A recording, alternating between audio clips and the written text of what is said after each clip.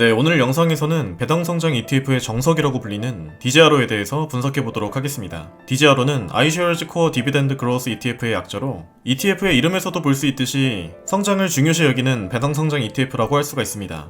iShares는 DJRO의 운영사인 블랙록의 브랜드인데요. ETF 이름에 iShares가 붙어있으면 블랙록에서 운영하고 있는 ETF라는 뜻입니다.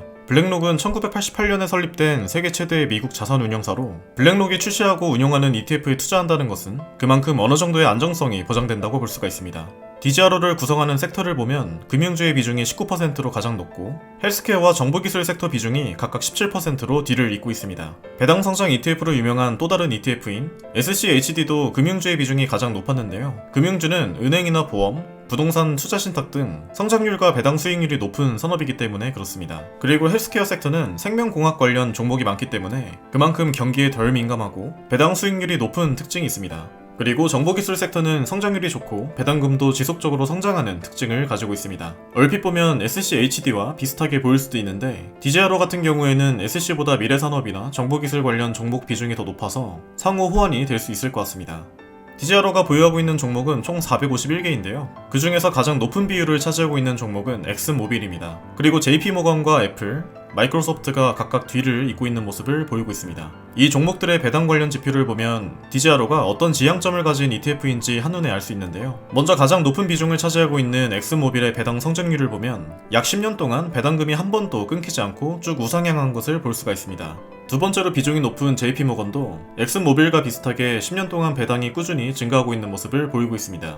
그리고 우리가 잘 알고 있는 애플도 10년 동안 꾸준히 배당금을 늘려오고 있는데요. 아직 애플의 배당금은 조금 작지만 배당 성장률 자체는 훌륭하다고 볼 수가 있습니다. 이렇게 DJRO에서 가장 높은 비중을 가진 세 종목의 배당 지표를 보면 DJRO는 배당 성장을 중요시하는 ETF라는 것을 쉽게 알 수 있습니다. 그렇기 때문에 SC와 더불어서 대표적인 배당 성장 ETF라고 불리는 이유이기도 하죠. DJRO의 모멘텀 지표를 보면 하락장이 지속된 1년간의 총 수익률은 마이너스이지만 5년으로 보면 총 수익률은 59%로 다른 ETF 평균에 비해 좋은 퍼포먼스를 보이고 있습니다. 그리고 배당금을 재투자한 10년간의 총 수익률을 그래프로 보면 S&P 500과 비슷한 우상향 흐름을 나타내고 있는데요. 그래도 S&P 500의 총 수익률 퍼포먼스에는 못 미치고 있습니다. SC 같은 경우에는 총 수익률이 S&P 500과 비슷한 퍼포먼스를 내고 있는 것에 비하면 DJRO의 총 수익률은 조금 아쉬운 부분이 있습니다.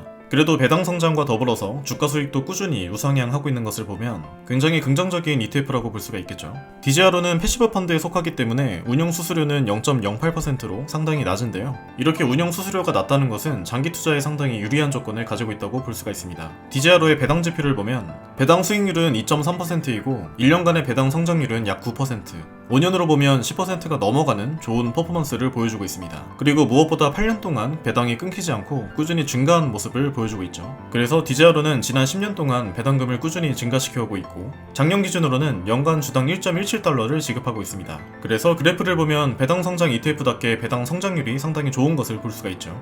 DJRO에 30년간 꾸준히 투자하면 배당금이 어떻게 되는지 대략적으로 계산을 해봤는데요. 현재 시가 배당률과 배당 성장률을 기반으로 초반에 1억을 투자한 다음에 매달 100만원씩 꾸준히 매수하는 것을 기준으로 삼아보면 향후의 물가 상승률도 같이 고려했을 때 대략적으로 10년 뒤에는 매달 50만원, 20년 뒤에는 150만원, 그리고 30년 뒤에는 350만원이 넘어가는 배당금을 받을 수 있습니다. 물론 이것은 현재 수준을 꾸준히 유지했을 때의 가정이지만 어쨌든 이 그래프에서 우리가 알아야 될 것은 배당 성장 ETF는 투자 기간이 길수록 복리 효과가 많이 적용되기 때문에 투자 기간이 많이 남은 20대부터 40대까지는 배당 성장 ETF에 투자하면 유리하다는 것입니다. 다음으로 DJRO의 리스크 지표를 보면 주가 변동성은 대부분의 ETF와 비슷한 흐름을 보이고 있고 DJRO가 보유하고 있는 종목들의 공매도 비율도 0.1%로 상당히 낮다고 볼 수가 있습니다.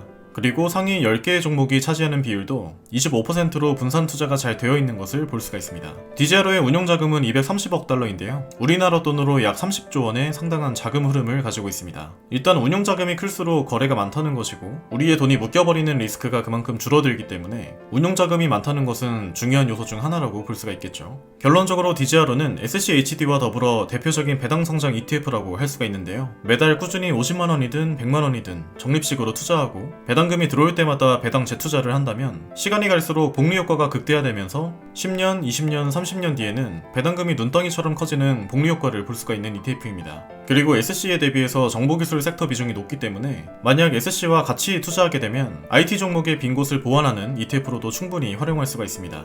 그래서 저도 포트폴리오에서 DJRO의 비중을 10% 정도로 잡고 꾸준히 매달 DJRO를 모으고 있습니다. 아직 인생에서 투자할 수 있는 기간이 많이 남은 20대부터 40대 분들은 이 DJRO ETF에 관심을 가져보는 것도 좋을 것 같습니다.